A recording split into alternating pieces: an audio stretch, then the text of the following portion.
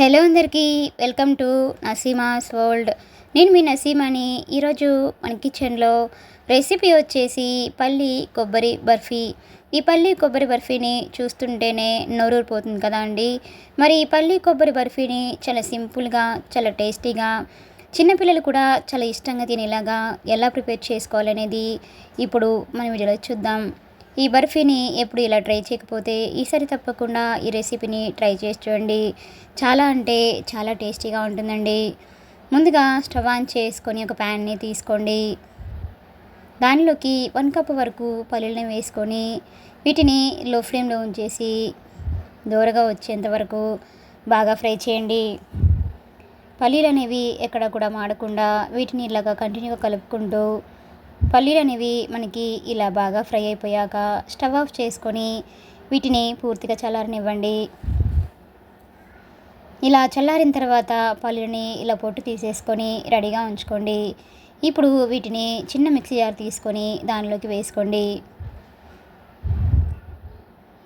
ఇలా పల్లీలు మొత్తం కూడా వేసేసుకొని మూత పెట్టేసి వీటిని మరీ మెత్తటి పౌడర్లాగా కాకుండా కొంచెం బరకగా ఉండేట్లుగా గ్రైండ్ చేసుకోండి.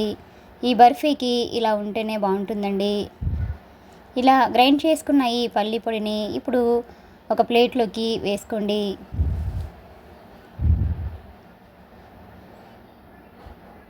ఇప్పుడు అదే మిక్సీ జార్లోకి 1 కప్ వరకు పచ్చి కొబ్బరి ముక్కల్ని కూడా వేసుకోండి. మనము ఏ కప్పుతో అయితే పల్లీలను తీసుకున్నామో సేమ్ అన్నీ కూడా అవే కప్పుతోటి తీసేసుకోండి. వీటిని కూడా మూత పెట్టేసి ఇలా మెత్తగా గ్రైండ్ చేసుకొని తీసుకోండి. ఇప్పుడు స్టవ్ ఆన్ చేసుకొని అదే ప్యాన్లోకి 1 to 2 స్పూన్స్ వరకు నెయ్యిని వేసుకోండి. నెయ్యి బాగా కరిగిన తర్వాత దీనిలోకి మనం ముందుగా మిక్సీకి వేసి ఉంచుకున్న కొబ్బరి పొడిని దీనిలోకి వేసుకోండి. ఫ్లేమ్ని లో ఫ్లేమ్లో ఉంచేసి దీనిని నేతిలో పచ్చివాసన పోయేంత వరకు 2-3 నిమిషాల పాటు బాగా వేయించండి. కొబ్బరి పొడి అనేది కొంచెం డ్రైగా అయ్యేంత వరకు దీనిని ఇలా లో ఫ్లేమ్లో ఉంచేసి బాగా ఫ్రై చేయండి. కొబ్బరి పొడి అనేది వెంటనే మాడిపోతుందండి. ఇలా లో ఫ్లేమ్లో ఉంచేసి కంటిన్యూగా కలుపుకుంటూ పచ్చివాసన పోయేంత వరకు దీన్ని ఇలా బాగా ఫ్రై చేయండి. చూడండి, కొబ్బరి పొడి అనేది ఇలా బాగా పొడి పొడిగా అయిపోయిన తర్వాత స్టవ్ ఆఫ్ చేసుకొని దీనిని ఒక ప్లేట్లోకి తీసుకొని పక్కన ఉంచండి. ఇప్పుడు అదే ప్యాన్లోకి 1 కప్ వరకు బెల్లం తురుమును వేసుకోండి. మనము ఏ కప్పుతో అయితే పల్లీలను తీసుకున్నామో అదే కప్పుతోటి 1 కప్ వరకు బెల్లం తురుమును వేసుకొని అలాగే 1/2 కప్ వరకు వాటర్ని కూడా వేసుకొని బెల్లం కరిగేంత వరకు దీన్ని బాగా కరిగించండి. ఫ్లేమ్ని మీడియం ఫ్లేమ్లో ఉంచేసి బెల్లం అనేది ఇలా పూర్తిగా కరిగిపోయిన తర్వాత బెల్లం అనేది లైట్గా తీగపాకం వచ్చేంత వరకు దీన్ని ఇలా బాగా ఉడికించండి. కొంచెం స్టిక్కీగా అయ్యేంత వరకు దీన్ని ఇలా బాగా ఉడికించండి. చూడండి, ఇలా 2 వేళ్ళ మధ్య ఇలా పట్టుకొని చూస్తే ఇలా స్టిక్కీగా అవుతున్నప్పుడు ఈ స్వీట్కి పాకం అనేది కరెక్ట్గా ఉన్నట్లు తెలుస్తుందండి. దీనిలోకి ఫ్లేవర్ కోసం కొద్దిగా ఇలాచి పొడిని వేసుకోండి. అలాగే మనం ముందుగా గ్రైండ్ చేసి ఉంచుకున్న పల్లి పొడిని కూడా దీనిలోకి వేసుకొని అలాగే వేయించి ఉంచుకున్న కొబ్బరి పొడిని కూడా దీనిలోకి వేసేసుకొని ఈ పాకంలో ఇదంతా కూడా కలిసేటట్లుగా ఇలా ఒకసారి బాగా కలపండి. ఫ్లేమ్ని మీడియం ఫ్లేమ్లో ఉంచేసి ఇదంతా కూడా దగ్గర పడి ప్యాన్ నుంచి సపరేట్ అయ్యేంత వరకు దీనిని మీడియం ఫ్లేమ్లో ఉంచేసి కలుపుకుంటూ బాగా ఉడికించండి.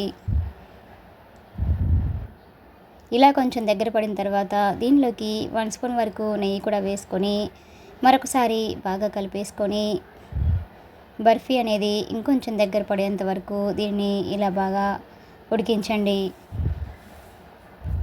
చూడండి, మనకి కన్సిస్టెన్సీ అనేది ఇలా ప్యాన్ నుంచి సపరేట్ అయ్యేంత వరకు ఇలా ఉడికించేసుకొని ఇలా కొంచెం చేతిలోకి తీసుకొని ఇలా పట్టుకొని చూస్తే మనకి ఎప్పుడైతే ముద్దలాగా ఫామ్ అవుతుందో ఈ టైంలో స్టవ్ ఆఫ్ చేసుకుంటే సరిపోతుందండి. ఇలా ఉంటే బర్ఫీకి కన్సిస్టెన్సీ అనేది కరెక్ట్గా ఉన్నట్లు తెలుస్తుందండి.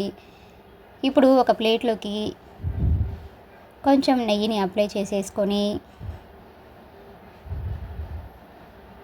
దీనిలోకి పల్లీ ప్యాక్ని వేసేసుకోండి.